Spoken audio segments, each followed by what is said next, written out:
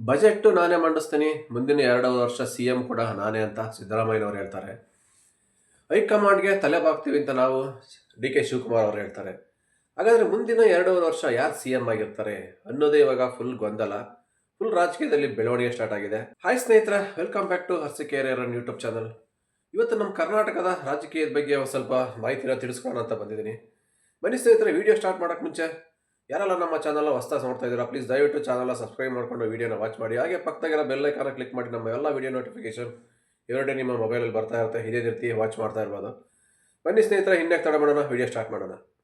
ಇವಾಗ ಸದ್ಯಕ್ಕೆ ರಾಜಕೀಯದಲ್ಲಿ ಬೆಳವಣಿಗೆ ಆಗಿರೋದು 2.5 ವರ್ಷ ಸಿಎಂ ಮುಖ್ಯಮಂತ್ರಿ ಆಗಿರ್ತಕ್ಕಂಥ ನಮ್ಮ ಸಿದ್ದರಾಮಯ್ಯನವರದ್ದು ಅಧಿಕಾರ ಮುಗಿದಿದೆ. ಏನು ಮಾತುಕತೆ ಮಾಡ್ಕೊಂಡಿದ್ರಲ್ಲ ಸ್ಟಾರ್ಟಿಂಗಲ್ಲಿ 2.5 ವರ್ಷ ಸಿದ್ದರಾಮಯ್ಯನವರು ಇರ್ತಾರೆ, ಇನ್ನು 2.5 ವರ್ಷ ಡಿ.ಕೆ. ಶಿವಕುಮಾರ್ ಇರ್ತಾರೆ ಅಂತ. ಆದರೆ ಇವಾಗ ಎಲ್ಲೋ ಒಂದು ಕಡೆ ಮಾತಿಗೆ ತಪ್ತಾ ಇದ್ದಾರೆ ಅಂತಲೇ ಹೇಳ್ಬೋದು ಸಿದ್ದರಾಮಯ್ಯನವರು.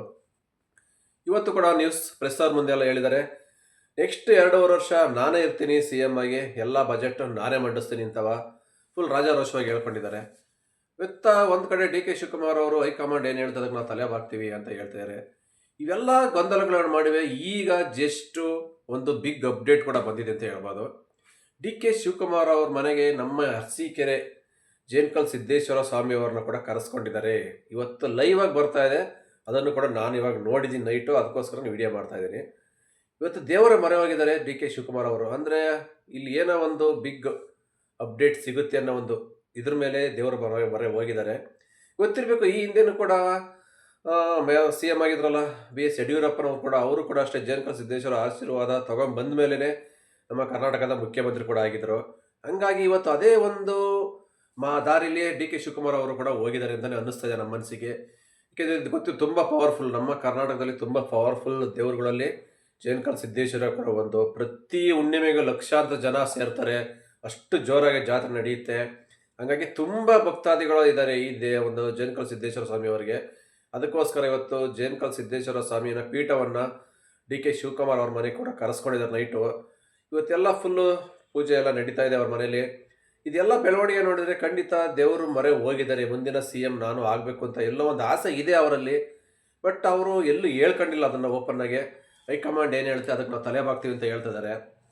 ನೋಡೋಣ, ಇದ್ರದ್ದು ನಾಳೆ ನಾಡಿನಲ್ಲಿ ಕಂಪ್ಲೀಟ್ ಬೆಳವಣಿಗೆ ಏನಾಗುತ್ತೆ ಅಂತ ಗೊತ್ತಾಗುತ್ತೆ. ಯಾಕೆಂದರೆ ಇವತ್ತು ಜೇನ್ಕಲ್ ಸಿದ್ದೇಶ್ವರ ಸ್ವಾಮಿ ಅವ್ರನ್ನ ಕೂಡ ಕರೆಸಿದ್ದಾರೆ. ಅದು ನಮ್ಮ ಅರಸೀಕೆರೆ, ನಮಗೊಂಥರ ಹೆಮ್ಮೆ ಆಗ್ತಾ ಇದೆ.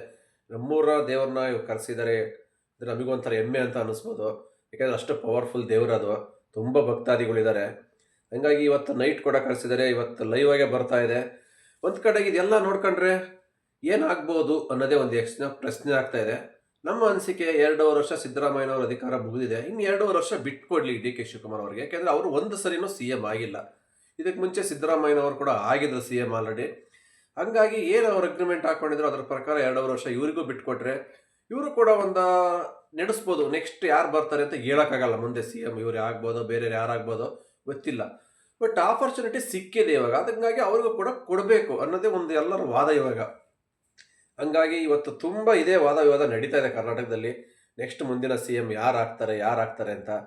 ಒಂದು ಕಡೆಗೆ ಸಿದ್ದರಾಮಯ್ಯನವರು ಬಿಟ್ಕೊಡಕ್ಕೆ ರೆಡಿ ಇಲ್ಲ, ಹಂಗಾಗಿ ಒಂದು ಕಡೆಗೆ ಡಿ.ಕೆ. ಶಿವಕುಮಾರ್ ಬೇಕಂತ ಹೇಳ್ತಿದ್ದಾರೆ. ಇದೆಲ್ಲ ಗೊಂದಲಗಳ ನಡುವೆ ಏನಾಗುತ್ತೆ ಅನ್ನೋದು ಮುಂದಿನ ದಿನಗಳಲ್ಲಿ ತಿಳಿದು ನೋಡಬೇಕಾಗುತ್ತೆ. ನಮಗೂ ಕೂಡ ಕ್ಯೂರಿಯಾಸಿಟಿ ಇದೆ, ಯಾರು ಬರ್ಬೋದು ನಮ್ಮ ಕರ್ನಾಟಕದ ನೆಕ್ಸ್ಟ್ ಮುಂದಿನ 2 ವರ್ಷ ಮುಖ್ಯಮಂತ್ರಿ ಅಂತ ಕೂಡ ನಾವು ನೋಡ್ತಾ ಇದ್ದೀವಿ. ಇವರೆಲ್ಲ ಬಂದಮೇಲೆ ಏನು ಇವಾಗ ಬಿಟ್ಟಿದ್ರಲ್ಲ, ಈಗ ನೆಕ್ಸ್ಟ್ ಡಿ.ಕೆ. ಶಿವಕುಮಾರ್ ಅವ್ರು ಬಂದ ಮೇಲೂ ಏನು 5 ಆಫರ್ ಕೊಟ್ಟಿದ್ರಲ್ಲ ನಮ್ಮ ಕರ್ನಾಟಕಕ್ಕೆ, ಫ್ರೀ ಬಸ್ಸು, ಗೃಹಲಕ್ಷ್ಮಿ, ಭಾಗ್ಯಲಕ್ಷ್ಮಿ, ಸ್ಟೂಡೆಂಟ್ಸಿಗೆ ಪೇಮೆಂಟು, ಈ ಥರ ಎಲ್ಲ ಇವು ಕಂಟಿನ್ಯೂ ಆಗ್ತಾವ ಅನ್ನೋದು ಕೂಡ ಒಂದು ಡೌಟು. ಯಾಕೆಂದರೆ ಈಗ ಆಲ್ರೆಡಿ ಗೊತ್ತಿರಬೇಕು, ಗೃಹಲಕ್ಷ್ಮಿ ಅಮೌಂಟು ಬರ್ತಾ ಇಲ್ಲ, 6 ಮಂತಿಗೆ ಒನ್ ಟೈಮ್ ಬರ್ತಾ ಇದೆ. ಅದು ಕೂಡ ಸದ್ಯದಲ್ಲಿ ಸ್ಟಾಪ್ ಆಗ್ತಕ್ಕಂಥ ಸಾಧ್ಯತೆ ಜಾಸ್ತಿ ಇದೆ. ಇನ್ನು ಕರೆಂಟ್ ಬಿಲ್ಲು ಕೂಡ ಅದು ಅಷ್ಟೇ, ಒಂದು ತಿಂಗಳು ಆ್ಯಡ್ ಆಗುತ್ತೆ, ಒಂದು ತಿಂಗಳು ಆ್ಯಡ್ ಆಗ್ತಾ ಇಲ್ಲ. ಅದು ಕೂಡ ಇದೇ ಥರ ಪ್ರಾಬ್ಲಮ್ ಆಗ್ತಾ ಇದೆ. ಇನ್ನು ಸದ್ಯಕ್ಕೆ ಬಸ್ ಒಂದೇ, ಪ್ರೆಸೆಂಟ್ ಬಸ್ ಒಂದೇ ಫ್ರೀ ಬಸ್ ಓಡಾಡ್ತಿರೋದು ಜನಗಳಿಗೆ, ಅದೊಂದು ಕೂಡ ಲೇಡೀಸ್ಗೆ ಹೆಲ್ಪ್ ಆಗ್ತಾ ಇದೆ. ಅದು ಬಿಟ್ಟರೆ ಮಿಕ್ಕಿದವು ಯಾವ ಕೂಡ ಅಷ್ಟೇ ಹೇಳ್ದಂತೆ ಯಾವುದು ಕೂಡ ನಡೀತಾ ಇಲ್ಲ. ಸ್ಟಾರ್ಟಿಂಗ್ 1 ವರ್ಷ ಕೂಡ ಇವೆಲ್ಲ ಚೆನ್ನಾಗಿ ಬಂದವು. ಗೃಹಲಕ್ಷ್ಮಿ ಅಮೌಂಟು ಪ್ರತಿ ತಿಂಗಳು ಕೂಡ ಹಾಕಿದ್ರು 1 ವರ್ಷ, ಆನಂತರ 2 ತಿಂಗಳಿಗೆ ಒಂದ್ಸಲಿ, 3 ತಿಂಗಳಿಗೆ ಒಂದ್ಸಲಿ ಬಂತು. ಇವಾಗ 6 ತಿಂಗಳಿಗೆ ಒಂದ್ಸಲಿ ಬರ್ತಾ ಇದೆ. ನೆಕ್ಸ್ಟ್ ಬರುತ್ತೋ ಇಲ್ಲೋ ಅನ್ನೋದು ಕೂಡ ಗ್ಯಾರಂಟಿ ಇಲ್ಲ, ಆ ಥರ ಆಗಿಬಿಟ್ಟಿದೆ. ಹಾಗಾಗಿ ಬಸ್ ಅಂತೂ 2.5 ವರ್ಷದಿಂದ ಫ್ರೀಯಾಗಿ ಓಡಾಡ್ತಾ ಇದ್ದಾರೆ, ಎಲ್ಲರಿಗೂ ಹೆಲ್ಪ್ ಆಗ್ತಾ ಇದೆ. ನೆಕ್ಸ್ಟ್ ಮುಂದಿನ 2.5 ವರ್ಷ ಇರ್ಬೋದೋ ಇರುತ್ತೋ ಗೊತ್ತಿಲ್ಲ. ಅದು ಕೂಡ ಯಾವ್ಯಾವ ಫ್ರೀ ಗಿಫ್ಟ್ ಬರ್ತವೋ ಬರಲ್ವೋ ಗೊತ್ತಿಲ್ಲ. ಸದ್ಯಕ್ಕೆ ಮುಂದಿನ ಮುಖ್ಯಮಂತ್ರಿ ಅಂತಲೂ ಯಾರಾಗ್ತಾರೆ ಅಂತ ಗೊತ್ತಿಲ್ಲ. ಅದನ್ನು ಕೂಡ ಕಾದು ನೋಡಬೇಕು ಏನಾಗುತ್ತೆ ಅಂತ. ಫುಲ್ ಚರ್ಚೆ ನಡೀತಾ ಇದೆ. ನಮ್ಮ ಅನಿಸಿಕೆ ಡಿ ಕೆ ಶಿ ಅವರು ಆದರೆ ಒಂದು 2.5 ವರ್ಷ ಒಳ್ಳೆಯದು. ಏಕೆಂದರೆ ಅವರು ಕೂಡ ಆದಮೇಲೆ ಏನಾದ್ರು ಹೊಸದಾಗಿ ಒಂದು ಬೆಳವಣಿಗೆ ಆಗ್ಬೋದಾ ನಮ್ಮ ಕರ್ನಾಟಕದಲ್ಲಿ ಅನ್ನೋ ಒಂದು ಕ್ಯೂರಿಯಾಸಿಟಿಗೆ ಪಬ್ಲಿಕ್ಗೆ ಕೂಡ ಇರುತ್ತಲ್ವಾ. ಹಂಗಾಗಿ ಏನು 2.5 ವರ್ಷ ಸಿದ್ದರಾಮಯ್ಯನವ್ರು ಮಾಡಿದ್ದಾರೆ, ಓಕೆ ಅವ್ರದ್ದು ಮುಗೀತು ಅವಧಿ, ಬಿಟ್ಕೊಟ್ರೆ ಒಳ್ಳೇದಲ್ವಾ.